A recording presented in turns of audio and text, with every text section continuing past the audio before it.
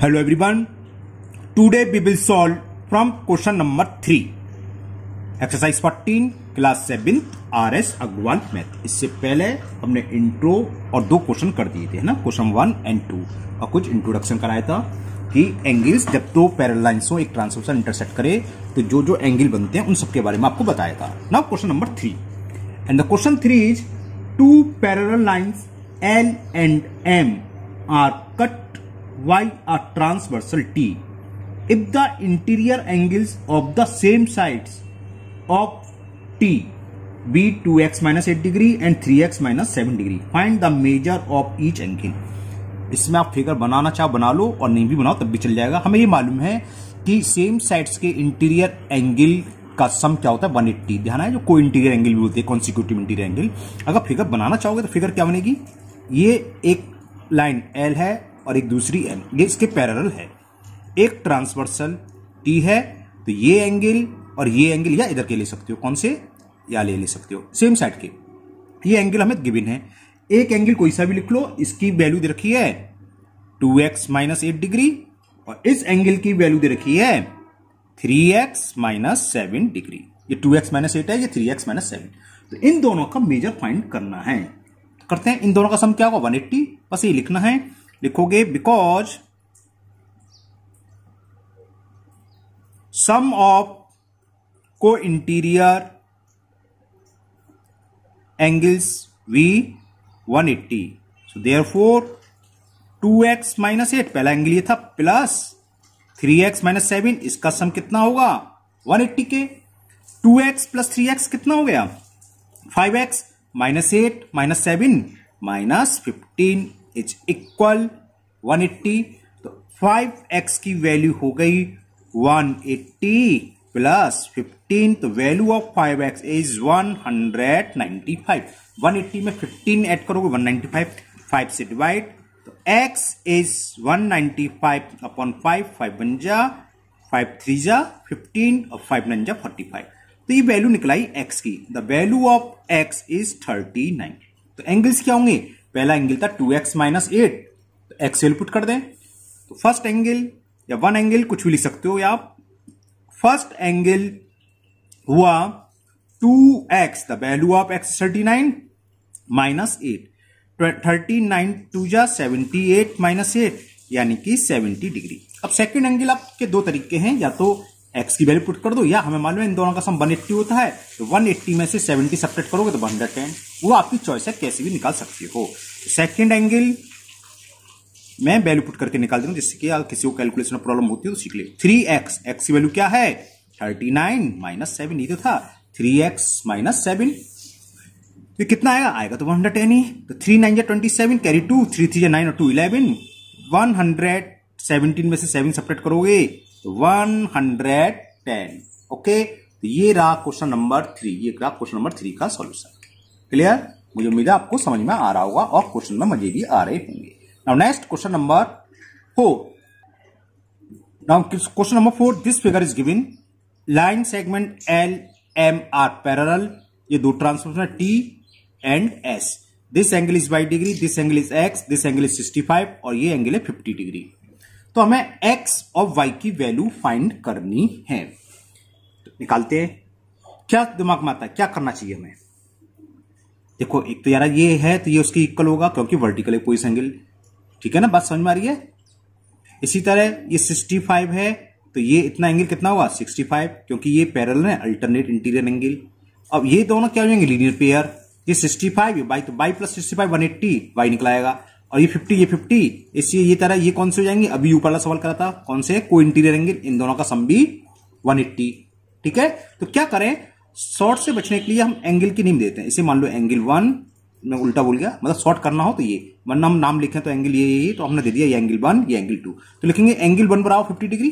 क्यों, क्योंकि these are vertically opposites angle. तो लिखते हैं एंगल 1 की वैल्यू होगी 50 डिग्री, क्योंकि ये दोनों आपस में क्या है, वर्टिकली अपोजिट एंगल्स हैं।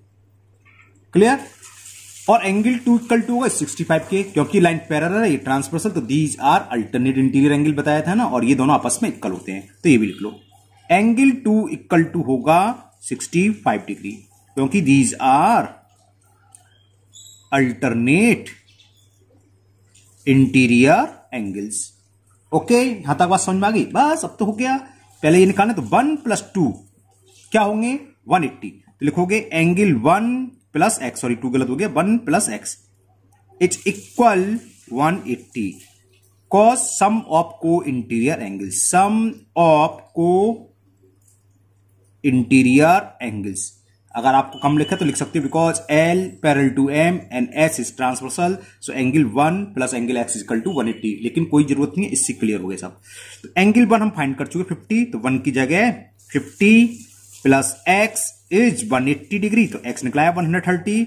180 माइनस 50, तो value of x is 130 degree.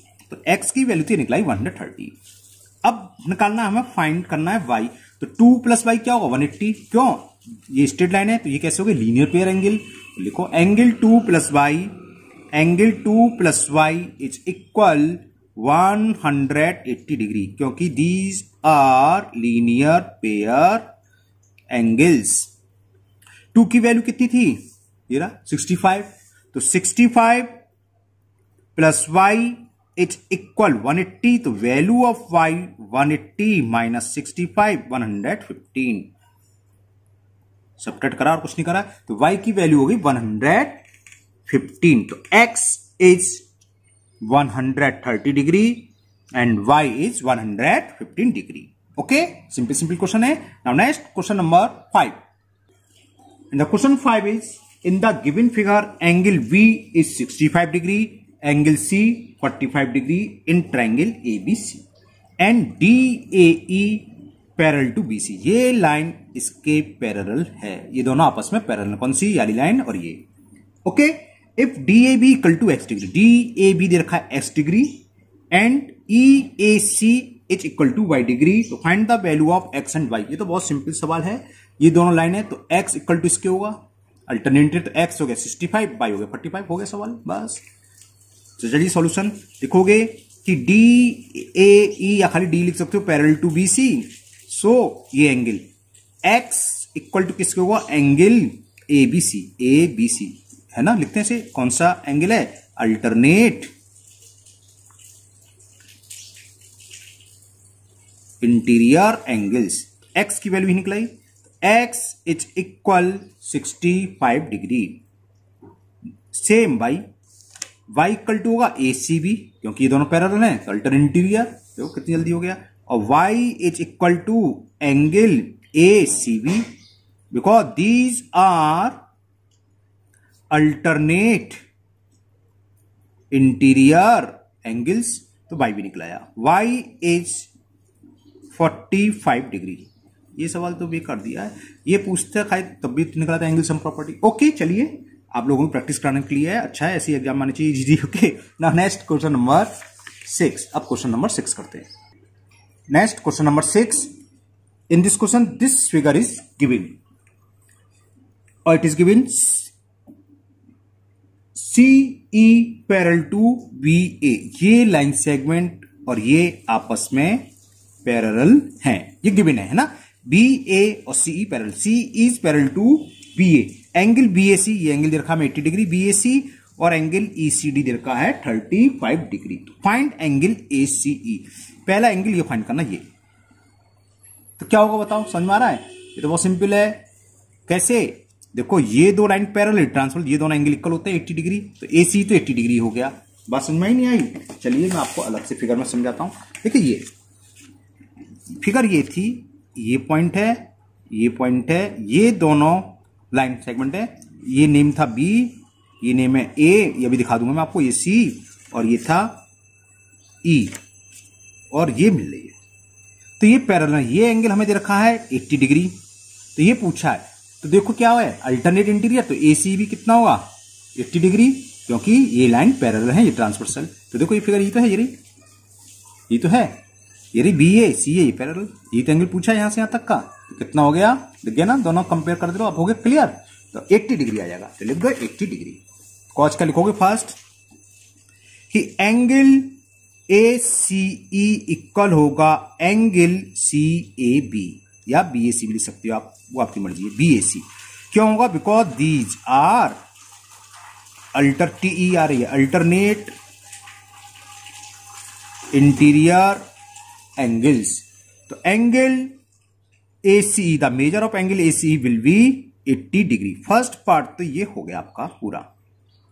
Now second part, in second part find angle ACB। ACB यानी कि ये एंगल फाइंड करना है। अब तो ये इजी हो जाएगा, कैसे?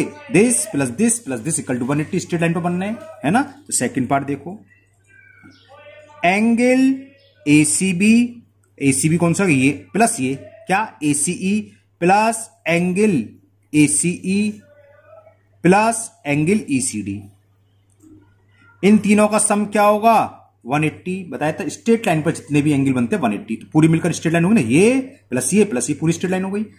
अब इसकी वैल्यू पुट कर दो, हमें ACB फाइंड करना है। तो ACB की जगह ACB, ACE की वैल्यू कितनी है? फर्स्ट पार्ट में निकाली हमने, angle ACE 80 degree plus ECD it is given, ये रहा ECD कितना है? 35, तो प्लस 35, इसकी वैल्यू हो गई 180 डिग्री।